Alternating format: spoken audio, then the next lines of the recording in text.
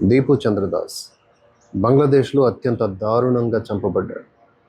మతోన్మాదులు అతని చుట్టూతా చేరి ఒక తప్పుడు ఆరోపణతో, ఒక నెపముతో, పగతో, ప్రతీకారంతో కొట్టి చంపి చెట్టుకు వేలాడదీసి తగలబెట్టేశారు.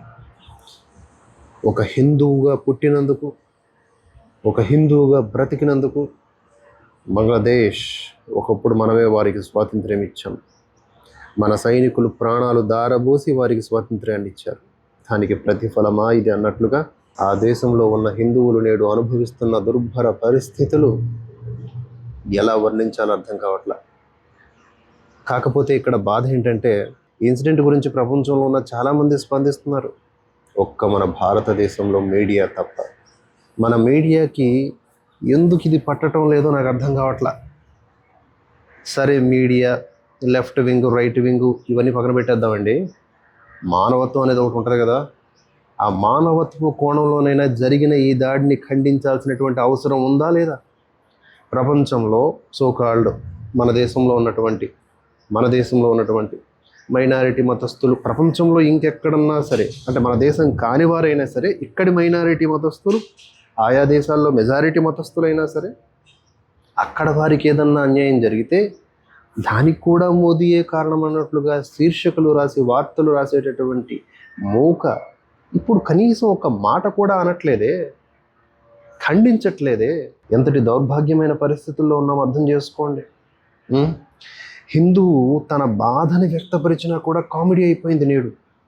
బంగ్లాదేశ్లో జరిగిన ఘటనని సోషల్ మీడియాలో షేర్లు చేస్తూ ఉంటే కింద లాఫింగ్ ఐకాన్లతో రియాక్ట్ అవుతున్నారు. ఎవరు రియాక్ట్ అవుతున్నారు? ఏ సంతానం వారు? సక్రమంగా పుట్టినవారు అలా వ్యవహరిస్తారా? కంటి ముందు కనిపిస్తున్నాయి కదా దృశ్యాలు, హృదయం కదలట్లేదా? ఆ దృశ్యాలు చూసి మీలో ఉన్న మతోన్మాదం మీకు ఆనందాన్ని కలిగిస్తోందా? కాలం అనేది ఇలా తిరుగుతూ ఉంటుంది గిర్రున. ఈ మతోన్మాదం అనే ఊపిలోకి చిక్కితే రేపొద్దున అందులో నువ్వు కూడా ఇరుక్కుపోయే అవకాశం ఉంది. ఇది కాదు కదా కావాల్సింది. ఐక్యత అంటారు, శాంతి కబుర్లు చెప్తారు, పాటించండిరా అంటే మాత్రం పారిపోతారు. హిందువులకు మాత్రం నీతులు చెబుతారు. దీపు చంద్రదాస్ చేసిన తప్పు ఏంటి? అతను ఒక కార్మికుడు, కష్టపడి పనిచేస్తూ కుటుంబాన్ని పోషించుకుంటున్న ఒక భర్త, ఒక తండ్రి, ఒక కొడుకు, ఇన్ని పాత్రల్ని పోషిస్తున్నాడు ఆయన ఈ భూమి మీద ఒక మనిషిగా పుట్టి. అతని మీద ఏమాత్రం దయ లేకుండా అతను ఏదో ఇతర మతాన్ని, ఇస్లాంని కించపరిచాడని చెప్పి పోలీసులు దగ్గరుండి కొట్టి చంపేయండి అని ఇచ్చారంటే ఆ దేశంలో మానవత్వం ఉందా? ఆ దేశంలో ప్రజాస్వామ్యం ఉందా? భ్రౌరాతి అనే ఒక వ్యక్తి లేదా అతడి రిలేటెడ్ బ్యాచ్ బంగ్లాదేశ్లో భారత్ కంటే ఎక్కువ సంతోషం ఉంది, బంగ్లాదేశ్ పౌరులు ఎక్కువ సంతోషంగా ఉన్నారని ఇండెక్స్లో చెబుతున్నాయి అని చెప్పి మాట్లాడారు. అంతేకాకుండా బంగ్లాదేశ్లో అభివృద్ధి మామూలుగా లేదు, మెంటల్ ఎక్కిస్తోంది అని మాట్లాడారు. ఇదేనా వారిలో ఉన్నటువంటి అభివృద్ధి అండ్ వికాసం? సెక్యులరిజం. షేక్ హసీనా ఉన్నప్పుడు ఎంతో అంతా ఉండేది, ఇప్పుడు అది కూడా పోయింది. ఆవిడే దొరుకుంటే ఆవిడ కూడా బహిరంగంగా ఊరి తీసేద్దామనే ప్లాన్ వీరిది. మొహమ్మద్ యూనస్ అనేటటువంటి వ్యక్తి ఇప్పుడు ప్రస్తుతానికి ఆ దేశాన్ని ఏలుతా ఉన్నాడు. అతడు ఏ దేశానికి పప్పెట్టో అందరికీ తెలిసిందే. అటు చైనా, అమెరికా, పాకిస్తాన్ ఈ దేశాలన్నింటికి కూడా ఈ ఇన్సిడెంట్ పెద్ద పట్టదు. ఎందుకంటే అది ఒక హిందువుకు సంబంధించిన ఇన్సిడెంట్ కాబట్టి. కానీ హిందువుల్ని ఈ విధంగా అణచివేస్తూ, చంపుతూ, మారణ హోమాలు సృష్టిస్తూ, దాడులు చేస్తూ, మానభంగాలు చేస్తూ, పిల్లల్ని కూడా చితిలో పడేస్తూ చేస్తున్నారే. కర్మ, కాలం అనేది ఎట్లా రియాక్ట్ అవుద్దంటే ఎవ్వడు ఊహించలేడు. ప్రతిదీ భగవంతుడు. నువ్వు నమ్మే అల్లా, నువ్వు నమ్మే యేసు, నువ్వు నమ్మే ఈశ్వరుడు, భగవంతుడు ఒక్కడే కదా. ఆ ఒక్కడైన భగవంతుడు పేర్లు ఏమన్నా కావచ్చు, ఆ భగవంతుడికి ఎంతో ఉత్కృష్టమైన నేచర్ ఉంటుంది. అవన్నీ చూస్తూ ఉంటాడు. ఇంతటి రాక్షసత్వంతో వ్యవహరిస్తున్నారే మీరు, మిమ్మల్ని నేను క్షమిస్తానా అంటూ ఉంటాడు. నీకు తగిన గుణపాఠం నేర్పుతాను అంటాడు ఆయన.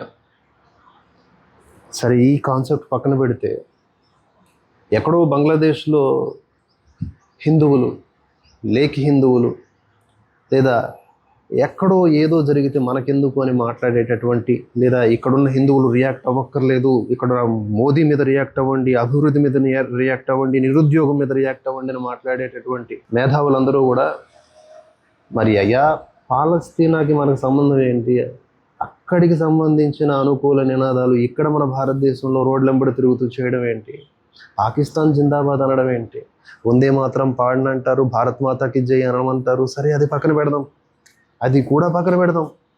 ఇదే కాన్సెప్ట్ బంగ్లాదేశ్లో హిందువులు మనకు సంబంధం లేదు అన్నప్పుడు, ఇక్కడున్న హిందువులు రియాక్ట్ అవ్వకూడదు అన్నప్పుడు, మరి పాలస్తీనా, పాకిస్తాను వీళ్ళకి మనకి సంబంధం ఏంటి ఇక్కడున్న ముస్లిమ్స్కి? కనుక ఈ లెఫ్ట్ వింగ్ ఐడియాలజీ కావచ్చు, ఈ దేశాన్ని విభజించేటటువంటి రాజకీయ నాయకుల కుట్రలు కావచ్చు, వీటికి దూరంగా ఉండి ప్రతి ఒక్క మతస్థుడు ఇలాంటి ఘటనల్ని ఖండించాలి. ఖండించకపోతే ఈరోజు ఆ మూక దాడి చేశారే, వారిలో కూడా మీరున్నట్టు, మీరు కూడా అదే తప్పు చేసినట్లు. ఒకటా రెండా అండి? బంగ్లాదేశ్లో ఏం జరుగుతోంది? అటు పాకిస్తాన్లో కూడా ఇటువంటి ఘటనలు తరచూ జరుగుతాయి, కానీ మన దగ్గరికి రావు. సుమారుగా భారత్ అండ్ పాకిస్తాన్ విడిపోయినప్పుడు ఐ థింక్ 20-30%, మేబీ నేను రాంగ్ అవ్వచ్చు, సబ్జెక్టివ్ కరెక్షన్, అంతమంది హిందువులు ఉండేవారండి. ఈరోజు 2% దానికంటే బిలో ఉన్నారు పాకిస్తాన్లో. ఇటు బంగ్లాదేశ్లో కూడా గణనీయంగా తగ్గిపోతున్నారు. వాళ్ళేమో ఎటు వెళ్ళలేని పరిస్థితి. వాళ్ళని భారత్కు ఆహ్వానిద్దామా అంటే మరి ఎక్కడున్నటువంటి ప్రపంచాన్ని అల్లకల్లోలం చేసేయడానికి సిద్ధంగా ఉన్నటువంటి వ్యక్తులు ఉన్నారు, సమూహాలు ఉన్నాయి, దుష్ట శక్తులు ఉన్నాయి. లేనిపోని మానవత్వపు కబుర్లు మాట్లాడేటటువంటి వీళ్ళంతా దీపు చంద్రదాస్ విషయంలో ఎందుకు స్పందించట్లేదు? ఈ సెలబ్రిటీలు డబ్బులు తీసుకొని all eyes on Rafah, all eyes on Jaffa అని పెడతారు కదా, మరి all eyes on Bangladesh Hindus అని ఎందుకు పెట్టట్లేదు? సేవ్ హిందూస్ అని ఎందుకు అనట్లేదు? చెప్పండి. ఒక్క సెలబ్రిటీ, మీరు బాగా ఇష్టపడి అభిమానించేటటువంటి, పాలాభిషేకాలు చేసేటటువంటి హీరోలు ఉన్నారు కదా, చిరంజీవి, నాగార్జున, వెంకటేష్, మహేష్ బాబు, ఎంతమంది పేర్లు గుర్తుకొస్తే అంతమంది పేర్లు చెప్తున్నా, అల్లు అర్జున్, ప్రభాస్, హీరోయిన్లు, ఇద్దరు రియాక్ట్ అయ్యారు. ఒకరు అంటే ఆయన politician cum actor Pawan Kalyan, చాలా క్రిస్టల్ క్లియర్గా ఆయన రియాక్ట్ అయ్యాడు. అండ్ ఆయన స్థాయిలో ఆయన స్పందించాడు. ఆయన ఎప్పుడు కూడా సనాతన ధర్మంలోనూ ఉంటూ ఇతర మతాలని కించపరచకుండా హిందూస్ని అవేర్ చేస్తూ ఉంటాడు. అందువల్లనే ఆయన అంటే పడనటువంటి మోకులు నిరంతరం ఆయన దాడి చేస్తూ ఉంటాయి. ఆ తర్వాత ఇంకొక హీరోయిన్ కాజల్ అగర్వాల్, ఆవిడ కూడా రెస్పాండ్ అయ్యారు ఈ ఘటన మీద. మరి మిగతా వాళ్ళందరూ ఎక్కడికి పోయారు?